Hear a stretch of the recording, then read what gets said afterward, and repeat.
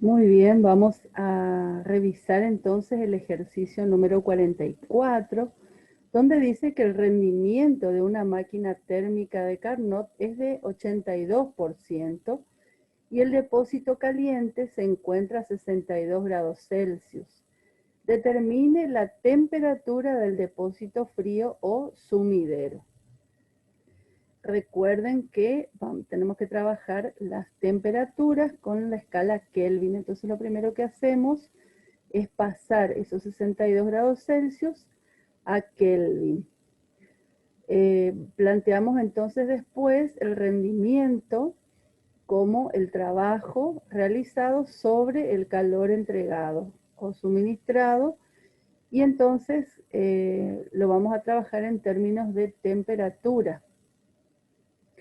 Tenemos la temperatura del foco caliente menos la temperatura del foco frío, dividido la temperatura del foco caliente, que es el 82% que nos da como dato, ¿sí? El rendimiento. El 82% entonces dividido 100, ¿no es cierto? Sería 0,82. Hacemos el pasaje de término, así como lo hicimos en el ejercicio anterior con el calor. Pasamos la temperatura, ¿sí? La temperatura del foco caliente, representada por T sub C, pasa multiplicando al rendimiento. Entonces nos queda la resta, temperatura del foco caliente menos temperatura del foco frío.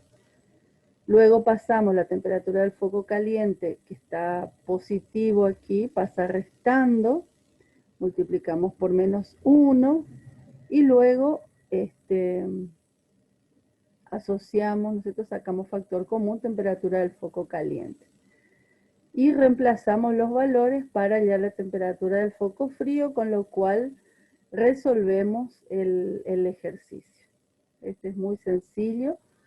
Y pasamos al ejercicio 45, donde dice B, formulación estadística del segundo principio. Voy a correr un poquito. Ahí está. Entonces dice el ejercicio, dos cuerpos están aislados de su entorno. Se encuentran a temperaturas T1 y T2 respectivamente. ¿Qué significa que están aislados de su entorno? Que están como en un termo, es decir, no hay transferencia de calor entre el sistema y el exterior. Y se encuentran a temperaturas T1 y T2 respectivamente, siendo T2 mayor a T1. Y se ponen en contacto térmico. Determine los cambios de entropía, ¿sí? Entonces acá comenzamos a trabajar con entropía, que representa el movimiento molecular, es decir, el desorden molecular, que por supuesto que en el estado gaseoso es más alto que en los otros estados, ¿no? Entonces, en este caso, como T2 es mayor a T1, significa que T2 va a ser la temperatura o el calor, la temperatura del foco caliente, y T1 va a ser la temperatura del foco frío. Entonces, este desorden total lo vamos a calcular haciendo una suma algebraica entre el desorden en el foco caliente y en el foco frío. ¿Cómo calculamos el desorden la variación de entropía, que tiene que ver también con la energía interna en el foco frío?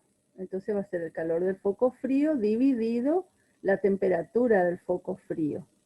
Y es positivo este calor porque el foco frío recibe ese calor. En cambio, en el caso del calor del foco caliente es negativo, lo representamos negativo porque ese calor se cede al sistema. Entonces nos quedaría expresado esta suma algebraica que planteamos al principio, nos quedaría expresada de esta forma. Y con eso terminamos este ejercicio. Es un ejercicio teórico, no tenemos datos aquí.